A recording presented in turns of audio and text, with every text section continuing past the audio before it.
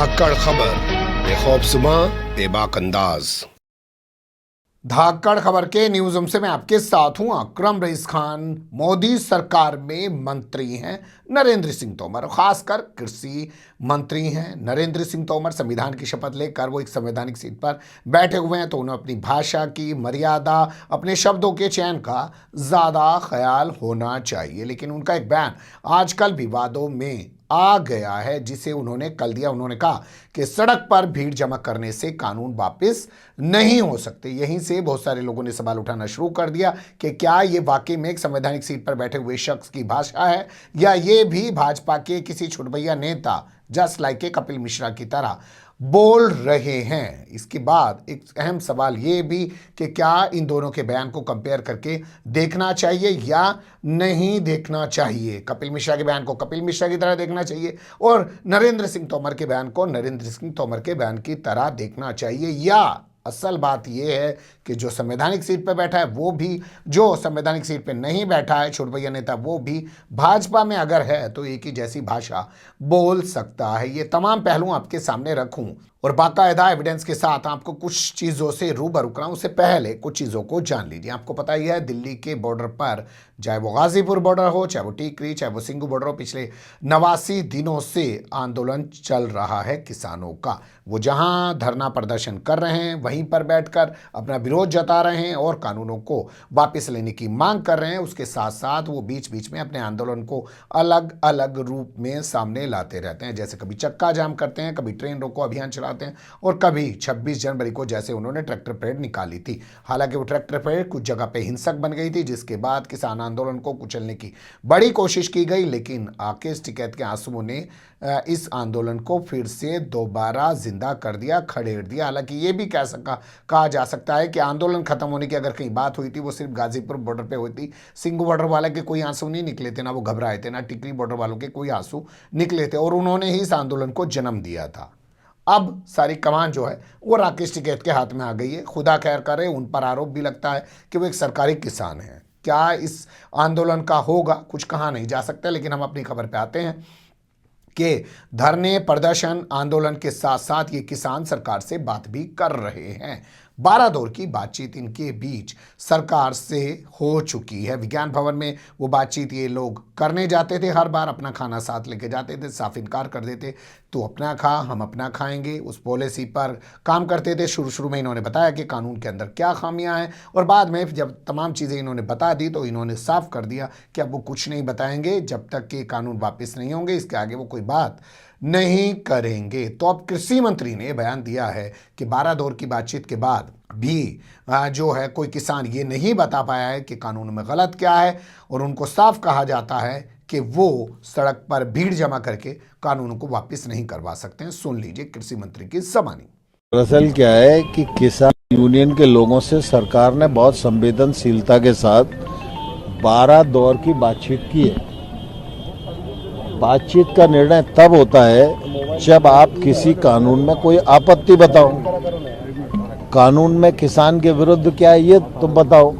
Flat कहोगे कानून हटा दो, तो ऐसे थोड़ी होता है कि कोई भीड़ इकट्ठी हो जाए और कानून हट जाए। ये तो रखना पड़ेगा अपने को कि भाई आखिर कौन सा पॉइंट है जो किसान के विरुद्ध जाता है। सरकार समझने को तैयार है, सरकार संशोधन करने को तैयार है, सरकार चर्चा करने को तैयार है, आज भी तैयार है, प्रधानमंत्री ने भी कह दिया। तो किसान यूनियन आंदोलन करती रहे, उससे क्या होगा। कुल मिला के चर्चा जब सरकार करना चाहती है, चर्चा में बिंदु बताना चाहिए उनको। हम लोग उन बिंदुओं पर बात करने के लिए तैयार हैं। अब यहाँ सवाल ये पैदा होता है कि कृषि मंत्री ने अगर ये बोल दिया तो इसकी तुलना कपिल मिश्रा, बीजेपी का एक छुटभैया नेता है, उससे कैसे की जा सकती है। ये तो केंद्र सरकार के कृषि मंत्री हैं, संवैधानिक सीट पर बैठे हैं, और वो एक छुटभैया नेता है जो आम आदमी पार्टी में था, तो कल नरेंद्र मोदी की भूमिका पर सवाल उठाता था, और आज बीजेपी में आ गया, तो उससे बड़ा कोई भक्त उनका नहीं है।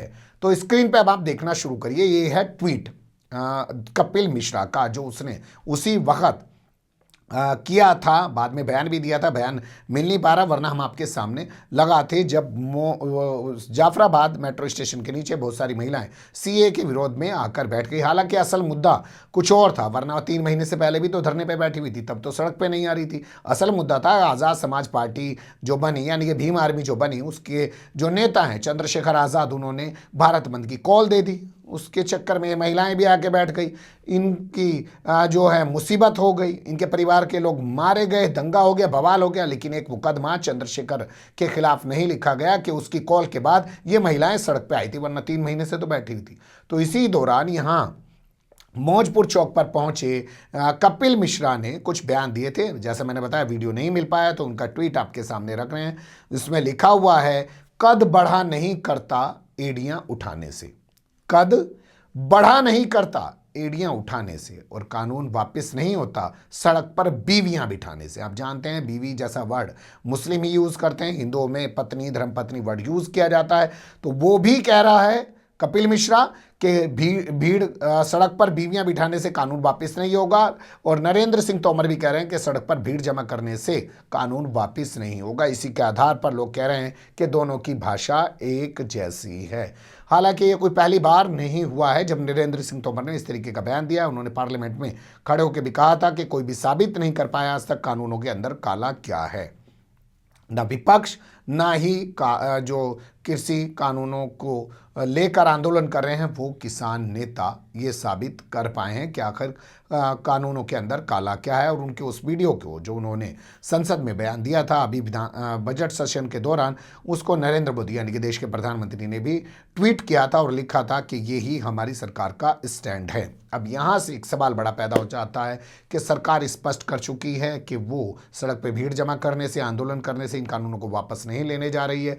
और पंजाब के जो चुनावी नतीजे आए थे अभी पंचायत चुनाव के, उससे भी उसे कोई डर नहीं लग रहा है, और जो 5 राज्यों में चुनाव हो रहे हैं उससे भी उसको कोई घबराहट नहीं है। तो देखना दिलचस्प होगा कि किसान जो आंदोलन कर रहे हैं वो सरकार की इस रणनीति का, या सरकार की जिद का, या सरकार की इस हट का, या सरकार की इस अड़ियल रवैये का अब अपने आंदोलन के जरिए कैसे जवाब देते हैं। यही आने वाले टाइम में सबसे बड़ा मुद्दा बनने जा रहा है, क्योंकि सरकार साफ तौर पर कह चुकी है कि भीड़ सड़क पे बिठाने से कानून जो है वो वापस नहीं लिए जाएंगे। हालांकि इस फैसले का स्वागत योगेंद्र यादव ने किया। उन्होंने कहा कि वो बातचीत करने को तैयार हैं, और वो भी हमेशा यही कह रहे हैं कि बातचीत से ही रास्ता निकलेगा। तो यहाँ ये भी कहा जा सकता है क्या बातचीत का सिलसिला किसान और सरकारों के बीच फिर से शुरू होने जा रहा है, और क्या किसान वाकई में झुक के बातचीत करना पसंद करेंगे। कोई सरकार जैसे कह रही है कि हम वापस नहीं लेंगे, और वो कह रहे हैं हम वापस लेंगे, तो क्या वो अपने उस फैसले को छोड़ के सरकार से बातचीत करना पसंद करेंगे। क्योंकि सरकार अब खुल के कहने लगी है कि हम वापस नहीं लेंगे, और किसान कह रहे हैं कि हम वापस लिवा के ही दम लेंगे। तो ऐसे में क्या बातचीत शुरू होगी, नहीं होगी, होगी तो किन लोगों से होगी, बहुत सारे सवाल हैं। उनको जानने समझने के लिए यूं ही बने रहिएगा धाकड़ खबर के साथ। बीच बीच में आपको आकर अवगत कराते रहेंगे। फिलहाल कमेंट्स के रूप में आप लोग अपनी राय दे सकते हैं, खबर को लाइक कर सकते हैं, चैनल को सब्सक्राइब कर सकते हैं, और ज़्यादा से ज़्यादा हमारी खबरों को शेयर कर सकते हैं। फिर ऐसे ही किसी सुलगते हुए या उलझते मुद्दे लेकर मैं आपके सामने हूँगा हाजिर। फिलहाल अभी मुझे दें इजाज़त।